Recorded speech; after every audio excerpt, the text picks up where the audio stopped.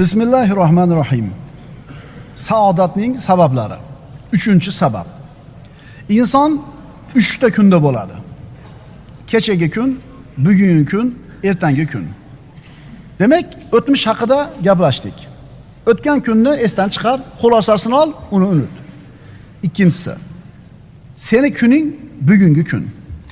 Ertangi kun emas, kechagi kun emas, ayni bugungi kun seni kuning. Sen bugun borsan, bugun yasha. Agar tong ottirgan bo'lsang, kechki vaqtni kutma. Bugungi kuning bilan yasha. Yaxshi yomoni bilan o'tib ketgan kechagi kun bilan emas. Hali kelmagan ertangi kun bilan emas. Ayni bugungi kuning bilan yashagin. Chunki kechagi kun o'tdi, ketdi, endi u yo'q. Ertangi kun hali kelmadi, u ham yo'q. Demak, sen bugun borsan, bugungi kun seni kuning hisoblanadi. Ustingda bugungi kunning quyoshi porlab turibdi. Ustingda bugungi kunning yorug'i turibdi. Sen bugun yashayapsan. Seni umring shu kungi umr. Bugun borsan, ertaga Alloh biladi. Bormisan, yo'qmisan? Buni bila olmaysan. Shuning uchun bugun tug'ilib, bugun yashab, bugun o'ladigan insondek amal qilib qolishlik kerak.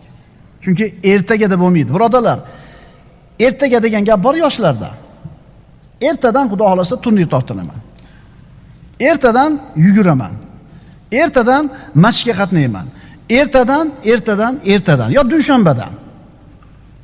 Birodar, bir hikmatli so'z bor.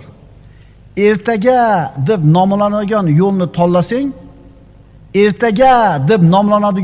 tanlasang, bu yo'l seni hech qayer degan mamlakatga olib borib qo'yadi. O'zi 90% o'shadamiz hammamiz, to'g'rimi? Ertadan Qur'onni boshlayman. Ertadan zikrni boshlayman. Ertadan zalga chiqib yugurishni boshlayman. Qachondan? Eng qiyin ish, birodarlar, eng qiyin ish o'zingizni ustingizda olib boradigan ish. Birovni bir ishga buyurish, uni nazorat qilish, qil deyish oson. Ammo siz ham kimdir boshqasi oson itoat qilasiz. Ammo o'zingiz boshqarishga nima qilmaysiz? Toqatingiz yetmaydi. Qachondan? Ertadan. Mana qori bolalarimiz Qur'onga o'tib beryapti. Bugungi qorakamiz o'tgan yilgi qorakani mehnatidan foyda olyapti. Tushunarlimi? Demak, jismonan sog'lom bir odam o'tiribdi, figuralari tekis, hamma yo'g'i o'rnida. Bugun shu figura bilan o'tiribdi, chunki kechagi shu yigit mehnat qilib qo'ygandi bugungi mehnatga. Kechagi rahmatulloh ishlab qo'yuvdi, bugungi rahmatulloh uni mazasini totadi. Bugungi rahmatulloh kechagi rahmatullohning mehnatini huzurini totyapti. Tushunyapsizlarmi? O'tgan yilgi masjidimizning jamoati mehnat qilgan ekan, bu yilgi masjidimizning jamoati mana masjidda o'tiribdi. Keyingi yildan boshlaymiz deganimizda nima bo'lardi, domla? Bo'lmasida Ramazon kelmasdan boshladik. Shuninglar birodarlar, ertaga degan yo'lni tanlasangiz, bu yo'l sizni hech qayer degan davlatga olib borib qo'yadi. Birodar, tushuning, sizni tashqaridan kelib birov tuzatib qo'ymaydi. Sizni birov tashqaridan kelib tuzatib qo'ymaydi. Eng qiyin ish o'zingizni ustingizda olib boradigan ish. O'zi qoida borki, har qanday toatning avvaligina mashaqqat. Har qanday ibodatning faqatgina avvali mashaqqat, keyin oddiy bo'lib qoladi. Mana bugun roza tutdik. Kimdir obedgacha qiylandi, kimdir asrda qiylandi. 3 kun, 4 kun, 5 kun bo'ladi qiyinchilik. Keyin nima bo'ladi? Oddiy bo'lib qoladi. Xullas ukalar, yoshligida mehnat qilib qo'yinglar. O'rta yoshga yetganda huzur halovat, qaraganda yetganda rohatga chiqishlik uchun. Agar ukalar hozir rohat degan narsadan foydalanib qo'ysalar, mehnat mashaqqat qaraganinglarga qoladi. O'shuning uchun eskilarning duosi bor. Omi sodda odamlarni yoshligimdan bergan mehnatni qaraganimda bergin. Bugun hozirdan boshlab. Bo'ladimi shuna qilsa? Shuning uchun shu kunda tug'ilib, shu kunni o'zida vafot etadigan odamdek amal qilishlik kerak. Agar shunday qila olsang, birodar, hayoting o'tmishning xavotir va g'am qayg'ularida o'rlashib qolmaydi. Agar shunday qila olsang, kelajakning qo'rquv xavotirlardan omonda bo'lasan. Shuning uchun bugungi kun bilan ovora bo'l. Hamma g'aming, e'tiboring, o'y-fikrlaring mana shu kun uchun bo'lsin. Chunki bugun borsan, ertaga yo'qsan. Bugungi kuningda xushuli namozni, tadabburli tilovatni, qalb unda hozir bo'lgan zikrni, borliq haqidagi tafakkurni, ishlaringdagi tartib-intizomni, go'zal axloqni, kuningga rozilikni, tashqi ko'rinishingga e'tiborni va boshqalarga foydali inson bo'lishlikni qoyim qilib qo'y. Ertaga dema, bugun qil. Bugun, ayni bugun shu narsalar bilan ovora bo'l, chunki ertangi kun senga kelmay qolishligi mumkin. Ertaga qoldirma. Sen yashab turgan kuning bugungi kun. Uni soatlarga bo'lgin. Ana shu soatlarini yillarga aylantirgin, daqiqalarni oylarga aylantirgin, soniyalarni kunlarga aylantirgin. Shunda barakat topasan. Shunda kuning qanchalar uzunligini, vaqting qancha ko'pligini qadriga yetasan. Bugungi kunda har bir lahzasida yaxshilik urg'ularni ekib olgin. Go'zal amallarga intilgin, gunohlarga mag'firat so'rab olgin. Shu kunda Robbingni zikr qil, ketishga tayyorgarlik qilib olgin. Shunda sen solih amallar bilan o'tayotgan kuningdan xursand bo'lasan, quvonasan, baxtli bo'lasan. Shunda sen uy joyingdan, ayolingdan rozi bo'lasan, farzandlaringdan rozi bo'lasan, topayotgan daromadingdan rozi bo'lasan, kasbi koringdan rozi bo'lasan, demak baxtli bo'lasan. Chunki birodarlar, baxt bu rozilik demakdir. Astagfirullah. Fakhudh ma ataytuka wa kun minash shakirin. Robbimiz subhanahu va taolo aytayaptiki, bas senga ato etgan narsamni olgin va shukr qiluvchilardan bo'lgin. Agar shunday bo'lsang, birodar, bugungi kuningni qo'rquvsiz, xavotirsiz o'tkazasan. Gina kuduratsiz, hasad va riyosiz o'tkazasan. Chunki ertangi kun kelmay qolishligi mumkin. Sen qalbingni to'g'risiga bir qator gap yozib qo'yishing kerak. Seni kuning faqatgina mana shu kuning. Ertangi kun emas, kechagi kun emas, ayni bugungi kuning. Mana shu gapni birodarlar, ertalab turib, ko'zimiz birinchi tushadigan joyga katta qilib qizil harflar bilan yozib qo'yishimiz kerak. Bugungi kun meni kunim. Bugungi kunim bilan yashayman. Birodar, bugun issiq yumshoq mazali nonni yeding. Kecha qattiq po'pana non yegan eding. Endi bugungi issiq noningni kechagi po'pana non bemaza qilib qo'yish mumkinmi? Yoki ertaga keladigan qattiq non bugungi yeyotgan noningni bemaza qilib qo'yish mumkinmi? Yo'q. Agar bugun zilol, tiniq va mazali suvni ichayotgan bo'lsang, nima sababdan kechagi ichayotgan loyqa suvingga qayg'urishing kerak? Kechagi kun zarar ko'rding, ketdi. Bugun foyda qilding-ku. Agar birodarlar mana shu tasavvurni, mana shu o'lchov tushunchani qalbimizda mahkam o'rnashtirib olsak, siz bilan bizni shiorimiz mana shu bo'ladi. Bugungi kunim bilan yashayman. Bugun tinchman, bugun sog'man, bugun boshimda tomim bor, bugun qornim to'q, bugun oyoq qo'lim ishlayapti. Alhamdulillahi robbil alamin. Eng baxtli odam menman. O'tib ketgan kechagi kun bilan emas, hali kelmagan ertangi kun bilan emas, shu kun bilan. Shunda bugungi kuningizni har bitta lahzasini g'animat deb bilasiz, birodar. Shunda o'zingizni yuksaltirishga, amallarni ko'paytirishlikka va ularning xolis bo'lishiga haris bo'lib qolasiz, birodar. Shunda aytasanki, faqatgina pokiza so'zlarni gapiraman. Lag'u behuda so'zlarni tark qilaman, fahsh so'zlardan uzoq bo'laman, so'kinish g'iybatlardan, namimalardan uzoq bo'laman. Bugun hamma ishimni tartibga keltiraman. Palapartishlik yo'q, eplamachilik yo'q, ko'zbo'yamachilik yo'q. Kitoblarimni tartibga keltiraman, ish stolimni tartibga keltiraman, xonam, ishxonam hammasi tartibli bo'ladi. Usti boshimga qarayman, so'zlarimni, harakatlarimni tartibga keltiraman. Alloh yaxshi ko'rgandek go'zal bo'laman. Bugun Robbimga bo'lgan itoatda g'ayrat ko'rsataman. Namozimni eng komil suratda ado qilishga harakat qilaman. Nafil amallarni bajarishga, Qur'onimni go'zal tilovat qilishga, kitob mutolaa qilishga, vaqtimdan unumli foyda olishga harakat qilaman. Bugun qalbimda yomonlik, bug'z adovat, kibri havo, hasad va yomonlik gumonlarni, tomirlarni sug'urib tashlayman. Bugungi kunim bilan yashayman.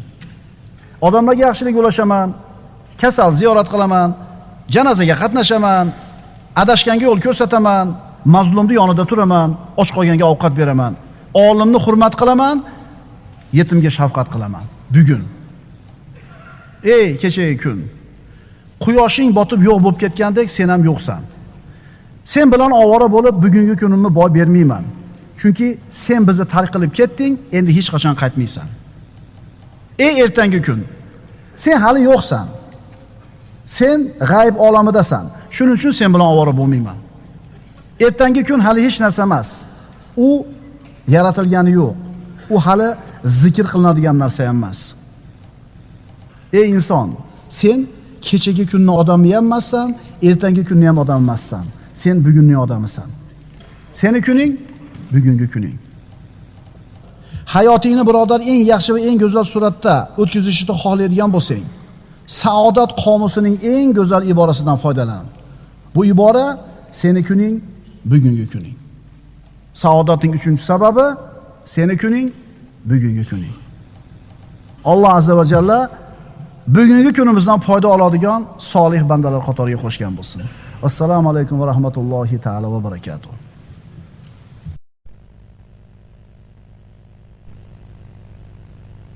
Bismillahirrahmanirrahim. Alhamdulillahi rabbil alamin. Wassalatu wassalamu ala ashrafil mursalin wa ala alihi wa ashabihi ajma'in. Allahumma allimna ma yanfa'una wanfa'na bima 'allamtana wa zidna ilma. Allahumma arina al-haqqa haqqan warzuqna ittiba'ah wa arina al-batila batilan warzuqna ijtinabah waj'alna mimman yastami'una al-qawla fayattabi'una ahsana wa adkhilna bi rahmatika fi ibadika as-salihin. Amma ba'd. Assalomu alaykum va rahmatullohi ta'ala va barakatuh. Bugungi mavzuyimiz saodatning 4-sababi hali kelmagan kelajakni qo'yibdir. Insonni bugungi kunini ikkita narsa fasodga uchratadi.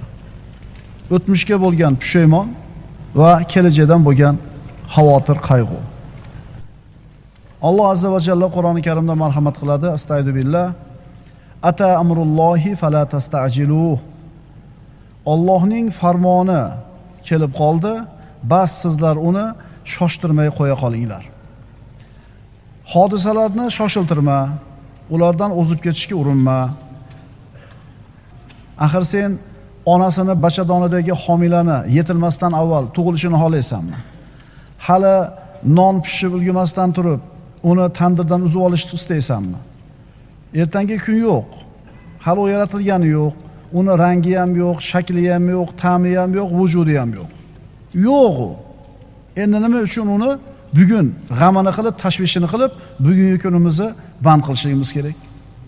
Hali uni yaratilmagan musibatlari, gumon qilinayotgan hodisalarni boshimizga kiyib olib, nima uchun bugungi kunimizda g'amga kirishimiz kerak? Ular hali bormi, yo'qmi? Alloh u musibatlarni, biz gumon qilayotgan musibatlarni yaratadimi, yo'qmi? Buni hech kim bilmaydi. Ehtimol odamlar ertaga bo'ladi deb qo'rqayotgan, vahima qilayotgan narsalar ular o'ylagandan ko'ra yengilroq bo'lar yoki undan ko'ra yaxshiroq bo'lar. Muhimi u ertangi kun, g'ayb olamida. U hali yo'q. Shuning uchun yo'q narsani g'amini qilib, bugungi bor kuningni fasodga uchratma birodar. Ko'prikka yetmasdan turib, undan o'tishlikka urinma. Avval yetib boraylikchi. Ehtimol biz yetib borguncha ko'prik sinib yo'q bo'lib ketar. Ehtimol o'ylaganimizdan ko'ra yengilroq o'tib ketarmiz. Axir o'smagan terakka laylak in qurmaydi-ku birodarlar. Shuning uchun kelajak haqida fikr yuritish uchun aqlga erk berish, g'ayb kitobini ochishga kirishib ketib, keyin kelishi kutilayotgan musibatlarni o'ylab vahimaga kirib qolish shar'an qoralangan ish. Ertangi kun hali yo'q. Kelajakdan qo'rqma. Sen o'ylagan vahima bormi, yo'qmi? Sen bo'lasanmi u kuni, yo'qmi, uni Xudo biladi. Shuning uchun birodarlar, bunday yo'l tutishlik aqlga to'g'ri kelmaydi. Aqlli odamning ishi emas. Odatda suvni ko'rgandan keyin odam o'tigini yechadi oyog'ini yuvish uchun. Suvni ko'rmasdan turib o'ti yechilmaydi. Albatta bu o'rinda birodarlar, ilmga asoslangan, hujjat dalili bor, aniq hisob kitoblari bo'lgan, hisob kitoblari aniq bo'lgan ilmiy xulosalar bilan aytilgan narsalarga tayyorgarlik ko'rish bu boshqa masala. Masalan, ob-havoni sovuq kelishiga aytilyapti.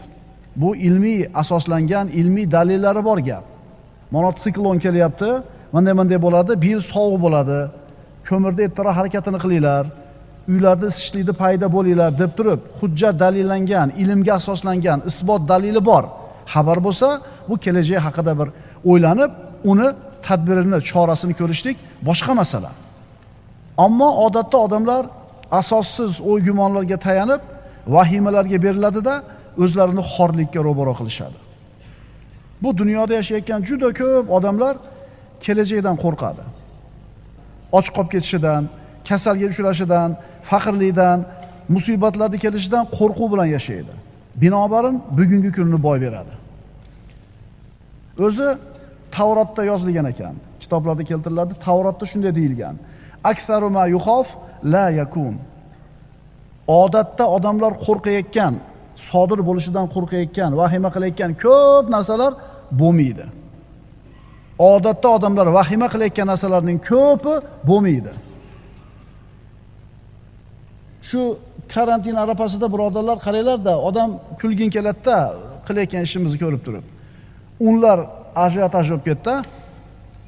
Keyin nima bo'ldi? Joyiga tushdi. Vahima qilamiz ekanda, Allohga bo'lgan iymonimiz zaifligidan, qazoi qadarga bo'lgan iymonni zaifligidan inson ertaga nima bo'ladi degan vahima bilan, qo'rquv bilan yashar ekan. Ertaga nima bo'ladi? Aniq bilasizlar nima bo'lishini. Nima bo'ladi ertaga? Alloh aytgani bo'ladi. Bilasizlarmi shuni? Deb qo'yasiz, hech qanday chorangiz qolmaganda, lekin bu gapingiz o'ziga taskin bermaydi. Demak, iymon zaif, qazoi qadarga bo'lgan iymon sus. Ana shu odamlarning ko'pchiligi ana shu qo'rquv bilan yashaydi-da, naq bugungi kunni fasodga uchratadi. Bunday o'y tashvishlar shaytoniy madrasaning bergan ta'limi. Qaytaraman, bu o'y tashvishlar shaytoniy madrasaning bergan ta'limi. Natijasi Alloh azza va jalla Qur'onda marhamat qiladi. Astagfiru billah. Ash-shaytonu ya'idukumul faqr va ya'murukum bil fahsha vallohu ya'idukum maghfiratan minhu va fadla. Shayton sizlarni kambag'al bo'lib qolishingizdan qo'rqitadi va fahsh ishlarga buyuradi. Infoq ihson qilishdan kim to'sadi? Shayton to'sadi. O'zingchi deydi. Ehtiyot qilib olib qo'y, o'zingga kerak bo'ladi. Tomga olib chiqib qo'y. Kulasizlar-a? Tomga chiqingda juda ko'p narsa bor, kerak emas. Kimdir muhtoj shunga. Yangi qurilgan oilalar bor, gazi yo'q, xaladeni sizda turibdi, duxovkasi yo'q, pechkasi yo'q, turibdi. Podvalga tushingda juda ko'p kerak emas narsa turibdi. Kerak bo'lib qoladi. Kerak bo'lib qoladi. To'g'ri aytyapmanmi? Esingizdan ham chiqib ketgan o'sha narsa, chiqib qarangda tomda mana bu ertaga borib turib. Shayton kambag'al bo'lib qolishidan qo'rqib, sizlarni fahshga va munkarga, gunohga buyuradi. Endi Alloh nimani va'da qiladi? Vallohu ya'idukum maghfiratan minhu va fadla. Alloh sizlarga o'z tarafidan mag'firat va fazlu karam, boylik va'da qiladi. Kelajakdan xavotirga soladigan narsa shaytonning vasvasasi. Ammo Alloh azza va jalla o'zi tomonidan fazlni va'da qilyapti, mag'firatni va boyligini va'da qilyapti. Alloh taolo aytayapti, birni bersang 10 ni olasan. Birni bersang 700 qilib yozaman savob deyapti. Lekin iblischi bu narsani qilmaslikka chaqiradi. Bunday odamlarni ko'p yig'lab yashaydi. Nima uchun yig'lab yashaydi? Chunki ertaga och qolishi mumkin, kasal bo'lib qolishi mumkin, 100 yildan keyin olam unday bo'lishi mumkin, unday bo'lishi mumkin. Mo'min odamni bu masaladagi e'tiqodi qanday bo'ladi? Payg'ambarimiz sollallohu alayhi vasallam aytadilar: "Va alam annama axtoka lam yakun liyusibaka."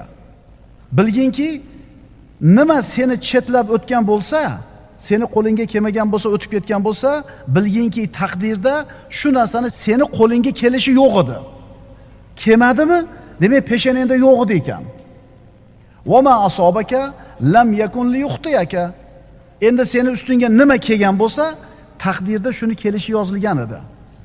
Yozilgan edi, dod desang ham, faryod desang ham keldi. Mana mo'minning e'tiqodi shunday. Alloh yozgan bo'lsa odamlar qo'rqib vahima qilayotgan narsani, ustimizga kelishini. Biz har qanday hiyla chora qilmaylik, baribir keladi. Endi agar yozmagan bo'lsa, kelmaydi. Shuning uchun musulmon odam ertaga unday bo'lar ekan, indinga bunday bo'lar ekan degan vahimalarga e'tibor qilmaydi. Birodarlar, taqdir. Osmonlar va yer yaralmay turib, bandalarning taqdirlari 50 ming yil avval yozib qo'yilgan. Taqdir qalami yozib bitganidan keyin 50 ming yil o'tib osmon bilan yer yaralgan. Tushunyapsizlarmi? Hali osmon yo'q edi, hali yer yo'q edi, hamma narsa bitilgan.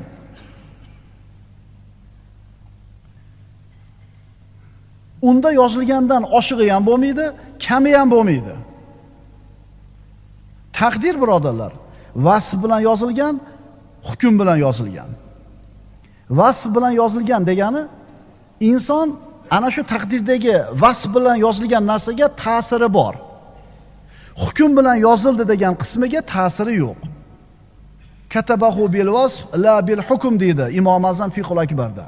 Bir insonning iymonli yoki iymonsiz bo'lishligi vasf bo'lib yozilgan. Ya'ni iymon yoki kufrni tanlash insonning ixtiyorida edi. Bu tomoniga inson ta'sir o'tkaza oladi. Uni oldida ixtiyor bor. Ammo hukm bo'lib yozilgan taqdir qanaqa taqdir? Erkak ayolligingiz, qaysi zamonda, qaysi makonda tug'ilishingiz, ko'zingiz rangi, bo'yingiz, sochingiz qalinligi, siyrakligi, bu hukm bo'lib yozilgan taqdir. Demak, taqdir hukm bo'lib yozilgani bor, vasf bo'lib yozilgani bor. Vasf bo'lib bilan yozilganiga biz qo'limizdan kelgancha sababini qilamiz, duo qilamiz, u yog'i Allohdan. Hukm bo'lib yozilganiga biz hech qanday ta'sir o'tkaza olmaymiz, birodarlar. Ma'qulmi? Hayoti o'zini qo'lida bo'lmagan odam, hayoti o'zini qo'lida emas. Birovning qo'lida. Masalan, qulni oling. Qulning ixtiyori uning hojasini qo'lida. Uni tasarruf ham hojasini qo'lida. Endi bu qul o'zini ishi ustida g'am qilib siqilishligini foydasi yo'q. Chunki nima deb o'ylamasin, baribir hojasini aytgani bo'ladi. Undoq qilaman, bundoq qilaman deb reja tuzaveradi, qulini hojasi sotib yuboradi, bo'ldi. Ko'ring-da. Bu qul nima deb g'am tashvish qilmasin, nimalarni o'ylab fikr qilib yurmasin, farqi yo'q. Chunki ertaga hojasi sotib yuborsa, tamom, bu rejalari hech narsa bo'lmay qoladi. Bundan tashqari birodar, ertani g'amini qilyapsan, kelajaging haqida xavotir qilyapsan, o'zing bormisan, yo'qmisan, shuni o'ylab ko'r. Kelajak haqida g'am qilib bo'lar ekanmi? Bo'ladi. Siz ta'sir o'tkazadigan ishlarga ajoyib gaplar bor, birodarlar. Bugungi kunini haqqini to'laligicha ado qilgan insongina o'zining kelajagidan yaxshiligini umid qilishi mumkin. Diqqat qilinglar, qaytaraman. Bugungi kunining haqqini to'laligicha ado qilgan insongina o'zining kelajagidan yaxshiligini umid qilishi mumkin. Hech narsa qilmasdan yaxshi bo'lib ketadi bu Xudo xolasa desa bo'lmaydi. Sen o'zingga bog'liq bo'lgan ilmni ol. Yosh yigit bo'lsang, hunarni ol, mehnat qil. Hunar o'rgatgan ustozingni rozi qil. Ilm o'rgatgan ustozingni rozi qil. Ularning muhabbatini qozon. Sendan sidq dildan rozi bo'lgandan keyin sen kelajakdan yaxshilikni umid qilishga haqqing bor. Astagfirullah. Qul innal amra kulluhu lillah. Ayting, hamma ish Allohga oid. Hamma ish kimning qo'lida? Allohning qo'lida. O'zini qachon o'lishini bilmaydigan odam erta indinni g'ami bilan ovora bo'lmasin. O'zini qachon vafot etishini bilmaydigan odam yo'q narsa bilan o'zini mashg'ul qilishi mumkin emas. Birodar, kelajakdan xavotirga tushma. Qazoga rozi bo'l. Chunki Allohning aytgandan boshqa hech narsa bo'lmaydi. Bu musulmonning aqidasi. Payg'ambarimiz sollallohu alayhi vasallam Uhud g'azotida ana shu 50 ta kamonchi tushib ketganligi sababli mag'lubiyatga uchradilar. Musulmonlar mag'lub bo'lishdi. 3 kun o'tib Alloh tomonidan buyruq bo'ldi, mushriklarni quvib orqasidan chiqinglar. Hamroul Asad degan joyga Rasululloh qo'shini bilan chiqib borib turdilar. Mushriklar yengdik deb xursand bo'lib ketishdi, lekin yarim yilga o'tganda qarasa, hech narsa qilishmabdi. Rasulullohni qatl qilishmagan, hech qanday g'anima olishmagan, Madinaga bostirib kirishmagan. Endi orqaga qaytamiz deb turgan paytda Alloh tomonidan buyruq bo'ldi, musulmonlar Hamrol Asadga chiqib borishdi. Aksariyati jarohatlangan. Shunda Alloh tomonidan buyruq keldi, musulmonlar Hamrol Asadga borib turdi. Quraysh mushriklari musulmonlar 3 kunda o'zini to'g'rilab, qo'shin bilan chiqqanligini ko'rib, qo'rqishdi. Musulmonlar qaytib ketsa, bular ham ketib borsa, shu maqsadda bir odamni yuborishdi. U yuborgan odami kelib, Payg'ambarimiz Qurayshning ahvoli qanaqa deganida, u Rasulullohni qo'rqitish uchun, musulmonlarni qo'rqitish uchun odamlar ko'payib, katta qo'shin jamlab, yana ustinglarga kelyapti, qo'rqinglar dedi. Rasululloh sallallohu alayhi vasallam hasbunallohu va ni'mal vakil dedilar. Allazina qala lahumun nasu innan nasa qad jama'u lakum fakhshawhum fazadahum imanan va qalu hasbunallohu va ni'mal vakil. Unday zotlarga ayrim kimsalar Quraysh odamlari sizlarga qarshi sanoqsiz lashkar to'plagan, qo'rqingiz deganlarida bu gap ularning iymonlarini ziyoda qildi va bizga yolg'iz Allohning o'zi kifoya. U zot eng yaxshi ishonchli vakildir. Birodarlar, bizning shiorimiz shu. Kelajakdan bizga yoqmaydigan xavotirli, vahimali xabarlar, sharpalar eshitilsa, hasbunallohu va ni'mal vakil deymiz. Bizning hisobimiz Allohning qo'lida, uning o'zi naqadar zo'r vakil. Yana qaytaramiz. Tavrotda aytilgan: "Aktsaru ma yuxof la yakun." Odamlar sodir bo'lishdan qo'rqayotgan narsalarning ko'p qismi bo'lmaydi. Xo'p, vahimali, xavotirli xabarlar keldi. Nima qilish kerak? Undoq bo'larmish, bundoq bo'larmish. Avvalambor birodar, shoshilma. Xotirjam bo'l, siqilma. Chunki hozir aytganimizdek, bunaqa vahimalarda ko'pi bo'lmaydi. Olimlardan biri aytgan edi, yozilgan bo'lsa qayoqqa qoching, yozilmagan bo'lsa nimadan qo'rqing.